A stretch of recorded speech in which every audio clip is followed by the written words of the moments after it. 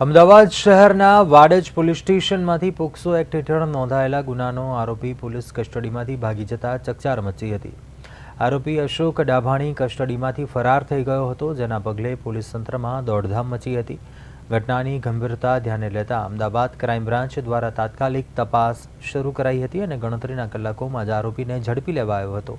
આરોપી અશોક ડાભાણીને ચંદ્રનગર બ્રિજ પાસેથી ઝડપી લેવાયો હતો અને ત્યારબાદ તેને ફરી વાડજ પોલીસના હવાલે સોંપાયો હતો। સમગ્ર મામલે પોલીસ દ્વારા વધુ તપાસ હાથ ધરાઈ છે।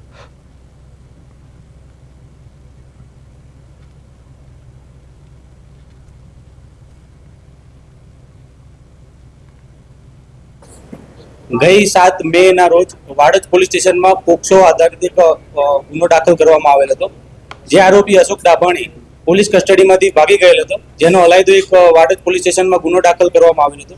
જે ગુનાની ગંભીરતા લઈને અલગ અલગ ટીમ બનાવી અને ક્રાઇમ બ્રાન્ચની ટીમે ચંદ્રનગર ખાતેથી એ આરોપીને પકડી લીધેલ છે। એ આરોપીનું નામ અશોક ડાભાણી છે અને તે મેડિકલમાં ગયેલા હતા અને ત્યારે પરત ફરતા તે પોલીસ કસ્ટડીમાંથી ભાગી ગયેલા। ના, પ્રાથમિક એટલે મેડિકલમાં ગયેલા અને પરત ફરતા તેને ભાગી જવાનું